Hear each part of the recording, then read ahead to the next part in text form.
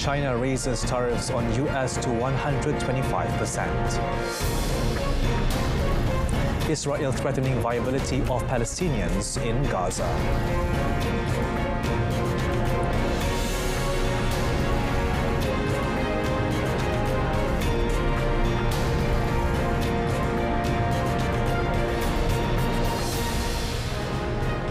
Good afternoon and Salam Malaysia Madani. This is World Today with me, Daniel Bahardin. China has retaliated against US President Donald Trump's country-specific tariffs by raising its levies on US goods to 125% from 84%.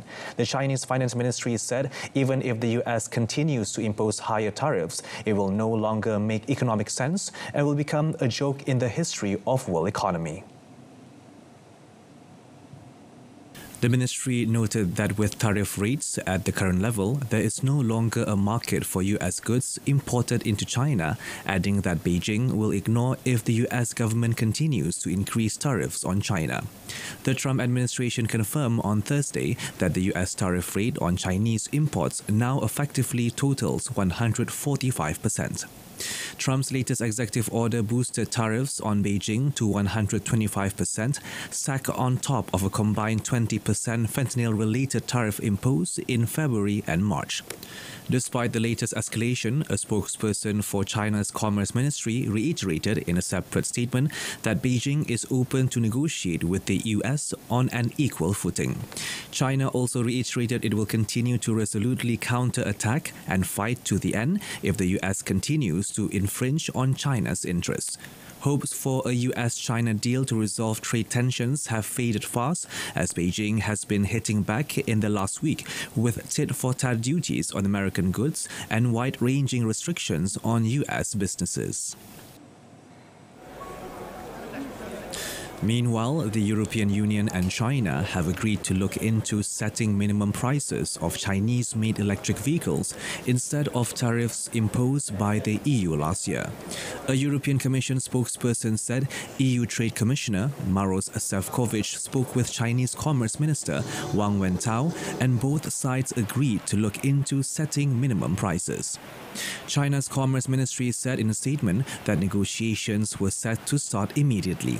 Sefcovic has previously said any minimum prices would need to be as effective and enforceable as the EU tariffs.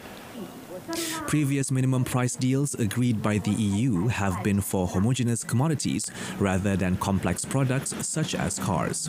The Commission said it believes a single minimum price would not be adequate to counter injury caused by subsidies. The EU increased tariffs on Chinese-built electric vehicles to as much as 45.3% last October, but Brussels and Beijing have floated the idea of lifting the tariffs through possible commitments to minimum prices known as price undertakings for imported cars. On a related note, the director of United Nations Trade Agency, Pamela Cook-Hamilton, said reciprocal tariffs and countermeasures could have a catastrophic impact, even worse than foreign aid cuts on developing countries. Global markets continue to face turmoil yesterday, driven by US President Donald Trump's tariffs. Cook-Hamilton said global trade could shrink by 3% to 7% and global gross domestic product by 0.7%, with developing countries the worst affected.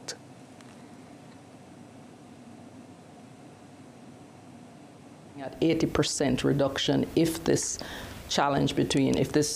tariff escalation between China and the US continues, it will result in an 80% reduction between China and US trade.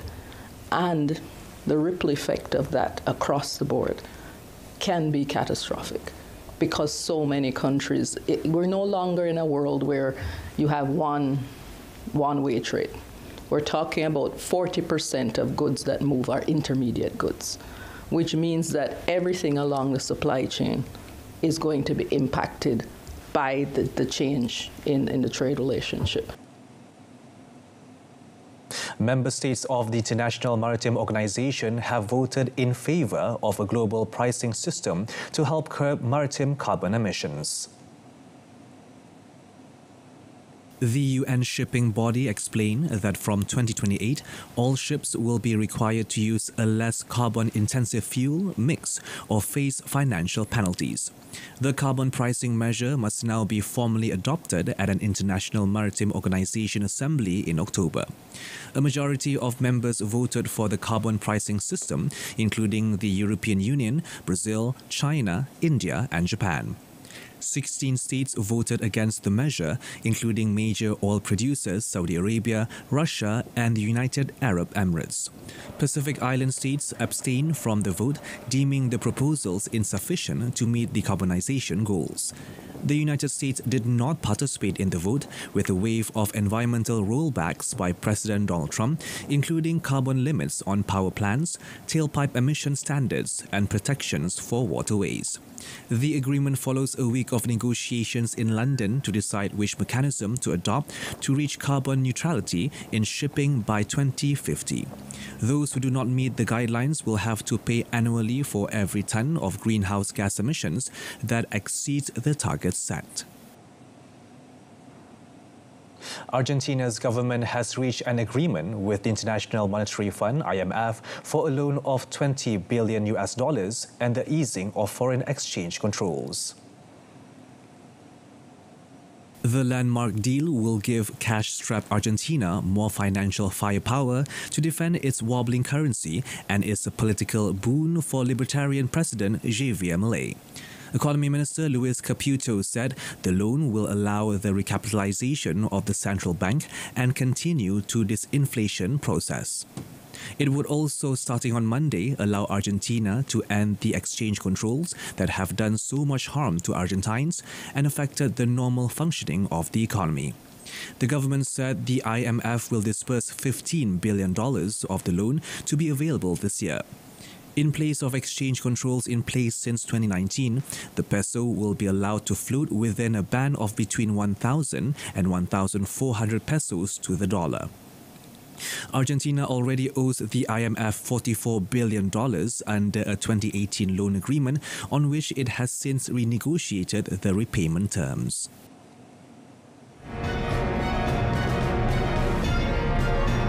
Still ahead, UN seeks $275 million in aid for Myanmar quake survivors.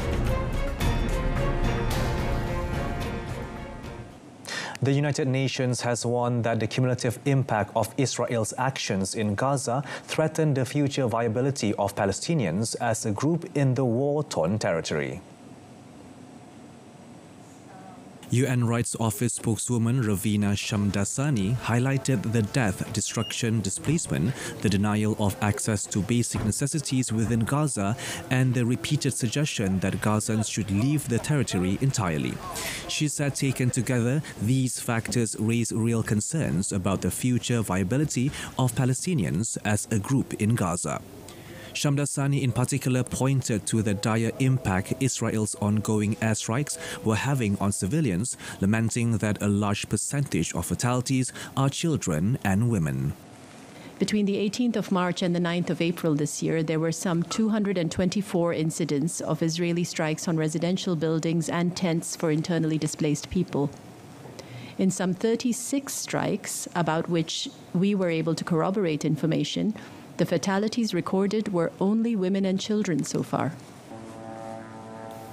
She added even the areas where Palestinians were being instructed to go in the expanding number of Israeli evacuation orders were also being subjected to attacks. These so-called evacuation orders are actually displacement orders, leading to displacement of the population of Gaza into ever-shrinking spaces. Shamdasani said permanently displacing the civilian population within occupied territories amounts to forcible transfer, and it is a crime against humanity. U.S. President Donald Trump's special envoy Steve Witkoff held talks with President Vladimir Putin in St. Petersburg about the search for a peace deal on Ukraine as Trump told Russia to get moving. Putin greeted Witkoff in St. Petersburg Presidential Library at the start of the negotiations, and state news agencies later said the talks lasted more than 4 hours. Without elaborating further, the Kremlin said the meeting focused on various aspects of the Ukrainian settlement. Putin's investment envoy Kirill Dmitriev described the talks as productive. However, the talks come at a time when US-Russia dialogue aimed at agreeing a ceasefire ahead of a possible peace deal to end the war in Ukraine appears to have stalled over disagreements around conditions for a full pause in hostilities. Trump, who has shown signs of losing patience, has spoken of imposing secondary sanctions on countries that buy Russian oil if he feels Moscow is dragging its feet on a Ukrainian deal. The United Nations has launched an appeal for $275 million in donations urgently needed to aid more than 1 million people affected by the recent magnitude 7.7 earthquake that devastated Myanmar. The new appeal report warned that only around 5% has been funded of an estimated $1.1 billion needed for the previous humanitarian aid plan for 5.5 million people. It noted that with new and increasing needs, additional resources are urgently required. The new appeal would target the most vulnerable 1.1 million people, with an emphasis on women and girls who face higher risks of gender-based violence, food insecurity, and lack of access to reproductive health. According to the UN, more than 6.3 million people are in urgent need of assistance in the areas hardest hit by the magnitude 7.7 earthquake on 28 March, which killed more than 3,600 people. A bomb planted near the offices of Hellenic Train, Greece's main railway company, exploded in a busy district of central Athens. Authorities, however, said there were no immediate reports of injuries. The explosion comes amid widespread public anger over a 2023 railway disaster, Greece was, in which 57 people were killed and dozens more injured when a freight train and a passenger train heading in opposite directions were accidentally put on the same track. Local media said a newspaper and a news website had received an anonymous call shortly before yesterday's blast, with the caller warning that a bomb had been planted outside the railway company offices and would explode within about 40 minutes. Police cordoned off the site along a major avenue in the Greek capital, keeping residents and tourists away from the building in an area with several bars and restaurants. Officers at the scene said a bag containing an explosive device had been placed near the Hellenic Train building on Singru Avenue. A police official said an investigation is underway, adding that the cause of the blast was likely a makeshift bomb. At least 2 people were trapped when a construction site for a new metro line collapsed near the South Korean capital, Seoul. The site was part of an underground transit project connecting Seoul's Yeouido district to Ansan and Siheung in Gyeonggi province, the country's most populous region. The National Fire Agency said the collapse occurred during tunnel reinforcement work, adding that 55 firefighters had been deployed for the rescue operation. The site had already been evacuated due to safety concerns early yesterday morning before the collapse, and police had closed off a 1-kilometer stretch of road around the construction area. A police official said a site supervisor had reported cracks in an underground support column, which led to a joint response with city authorities. Police said they would keep the road closed until the reinforcement work is finished and the site is deemed to be safe. The incident comes just weeks after 1 person was killed when a massive sinkhole opened up in Seoul. The sinkhole accident took place at a site where extension work for a different metro line was underway. The National Transportation Safety Board has launched a probe into the crash of a tourist helicopter into New York City's Hudson River that killed all 6 aboard, including 3 children. The board said it has deployed a team of 10 investigators to the scene. National Transportation Safety Board Chair Jennifer Homendy said the team has begun examining the wreckage, which has been moved inside a building for closer review. The tour helicopter plunged upside down into New York City's Hudson River on Thursday afternoon, killing all 6 people on board, including a Spanish family with 3 children and the pilot. Hermandi said the pilot had about 788 hours of total flight experience through late March. She added that dive teams were searching for components including the main rotor and tail structure that are believed to be in the river. The Bell 206 chopper, operated by New York Helicopter Tours, had departed at about 3 p.m. local time from a downtown helicopter pad and flew north over the Hudson. It turned south when it reached the George Washington Bridge and crashed minutes later, hitting the water upside down and getting submerged near Lower Manhattan at around 3:15 p.m., just off Jersey City. More than 100 people have died since Wednesday after unseasonably heavy rain lashed parts of India and Nepal, as the weather department predicted more rain for the region. The Indian Meteorological Department warned of multiple weather hazards with heatwave conditions in the west and thunderstorm in the eastern and central region, though the torrential rain associated with the monsoon usually starts in June. The Eastern States Disaster Management Department said at least 82 people have died in rain-related incidents in Bihar over the last 2 days. In India's most populous state of Uttar Pradesh, meanwhile, authorities said at least 18 people had died due to lightning and storm-related incidents. In neighboring Nepal, National Disaster Authority officials said lightning strikes and heavy rain killed at least 8 people. India's Weather Office expects more rain with thunderstorms, lightning and gusty winds over central and eastern India until Monday.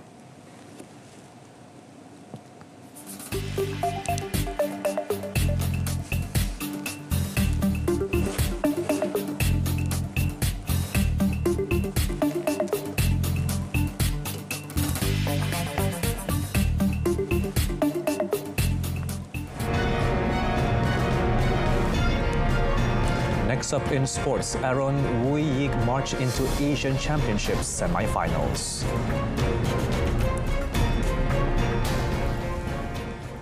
Men's doubles pair Aaron Chia and So Woo Yik are back in the groove at the Asian Championships. The former world champions delivered a timely boost for the Malaysian camp by securing a semi-final berth after ousting Indonesia's world number 4 pair Fajar Alfian and Muhammad Rian Ardianto in Ningbo, China.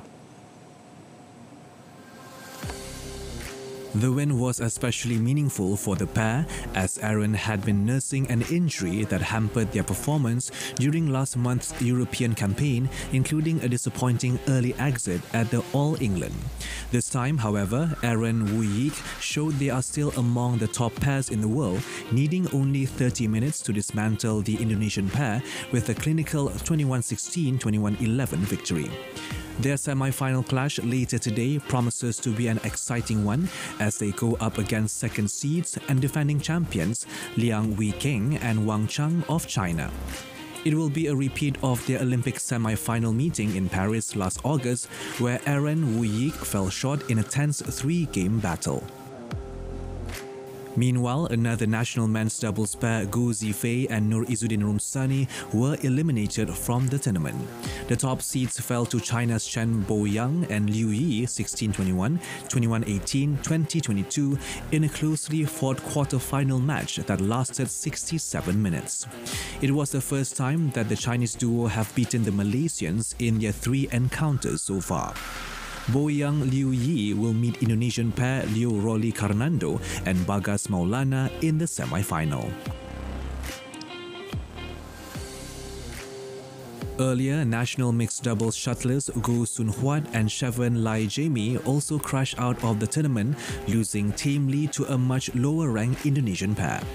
The Malaysian world number 3 pair lost to the 25th ranked Jafar Hidayatullah and Felicia Alberta Nathaniel Pasaribu 15-21, 11-21 in their quarter-final encounter. In the semi-final today, the Indonesian pair will take on Hiroki Midorikawa and Natsu Saito from Japan. Sun Huat Chevron put up a lethargic performance in a 38-minute match after a slow start in the first game, during which they trailed all the way. The husband-wife team were first-round casualties at the Asian Championships last year. They clinched the bronze medal in 2023 after winning the play-off for the third and fourth placing in the Dubai edition. The head of South American football's governing body, CONMEBOL, has called on FIFA to expand the 2030 World Cup to 64 nations in a one-off gesture as the tournament celebrates its 100th anniversary. In opening remarks to CONMEBOL's 80th Congress, President Alejandro Dominguez said increasing the number of teams in the tournament would allow for a broader celebration of the World Cup. The 2030 World Cup will already make history, with the tournament organized as a sprawling epic spanning 6 countries in 3 continents. The bulk of the games in what is planned to be a 48-team event will be shared by Spain, Portugal and Morocco, with the 3 opening games of the tournament being split by Argentina, Paraguay and Uruguay, the hosts of the first World Cup in 1930. However, Dominguez said expanding the tournament to 64 teams would enable more matches to be played in South America. Dominguez said increasing the field of teams would also enable more South American countries to participate.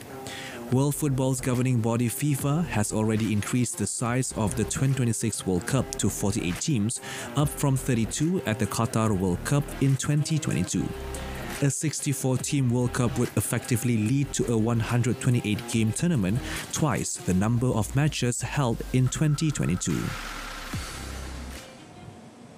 Mohamed Salah ended months of speculation over his future by signing a new 2-year contract with Premier League leaders Liverpool. Salah could have left the club for free at the end of the season had he not extended his stay at Anfield. The 32-year-old has scored 243 goals in 394 appearances for the Reds since joining from Roma in 2017, making him the club's 3rd highest goal scorer of all time. His form has been instrumental to Liverpool's charge towards a record equaling 20th English top-flight title this season. Salah has netted 27 goals and provided 17 assists in the Premier League as Liverpool have amassed an 11-point lead with just 7 games remaining in Arne Slot's first season as manager. Salah helped fire Liverpool to Champions League glory in 2019 and a first league title for 30 years in the 2019-20 season. Salah could become the first man to win the Professional Footballers Association Player of the Year award for a 3rd time this season and is on course to match Thierry Henry's record of 4 Premier League Golden Boots.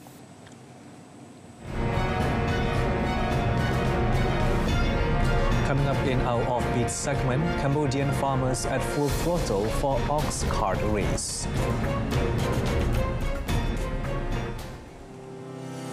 Cambodian farmers went full throttle by taking their best oxen to the racetrack at this year's annual ox cart race, just ahead of mid-April's Khmer New Year and rice harvesting season. A centuries-old tradition, the race was revived more than a decade ago by officials and farmers aiming to prevent such culture from disappearing as tractors and modern farm equipment gradually replace oxen across the countryside. According to organizers, this year's race, which marks the 11th since the tradition was revived, drew 75 contestants, while hundreds of spectators gathered to the venue's 1-kilometer dirt track in Kampong Spu province, located some 80 kilometers west of capital Phnom Penh. នេះគឺជាវប្បធម៌របស់យើងហើយយើងធ្វើនេះទី1គឺយើងធ្វើការអភិរក្សធ្វើការថែរក្សាហើយនឹងយើងការពារនៅប្រពៃណីដែលយើងមាននេះកុំឲ្យវាបាត់បង់ទី1ទី2យើងធ្វើនេះគឺដើម្បីផ្សព្វផ្សាយប្រជាពលរដ្ឋរបស់យើងផងផ្សព្វផ្សាយទៅដល់ញៀវទេសចរនៅខាងក្រៅប្រទេសផងឲ្យដឹងថានេះគឺជាប្រពៃណីរបស់ជនជាតិខ្មែរយើងហើយដែលមានដើមកំណើតនៅក្នុងខេត្តកំពង់ស្ពឺបាទ The winner was awarded a new ox cart, a hefty cash prize of 1.2 million Cambodian reals, which is equivalent to $298 as well as a trophy.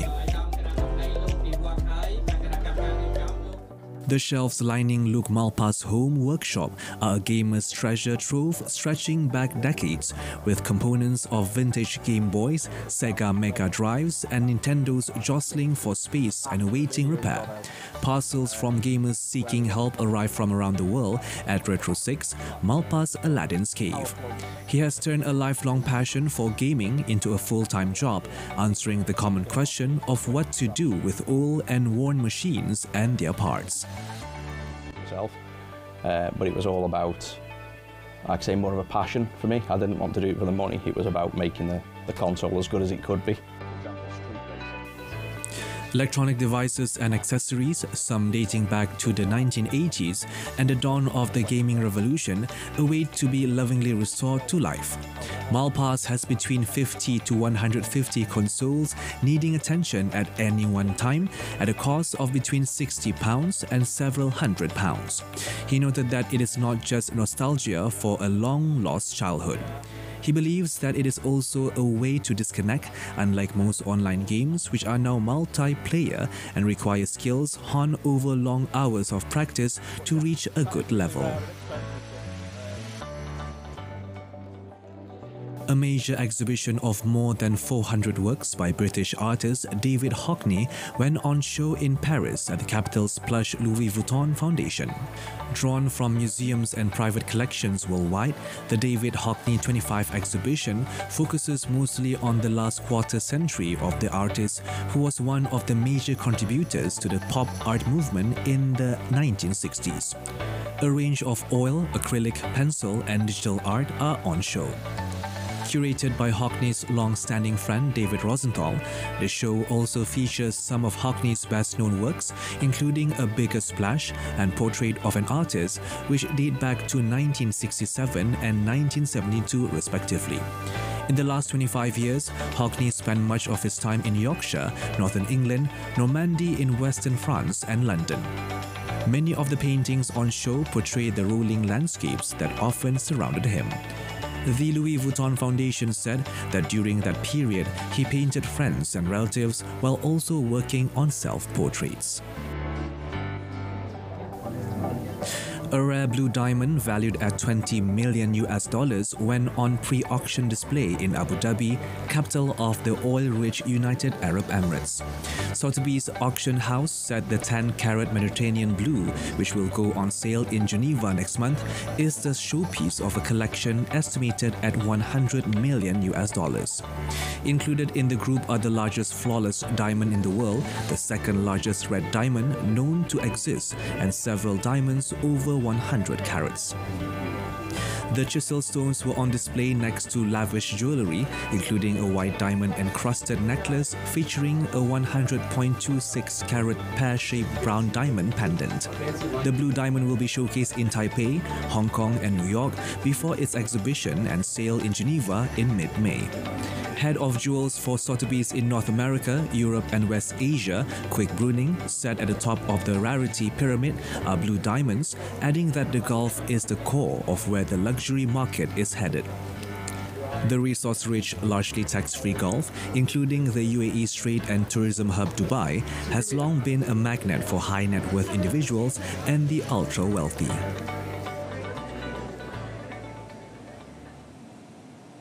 And that wraps up World Today. In our top story, China raises tariffs on US to 125%.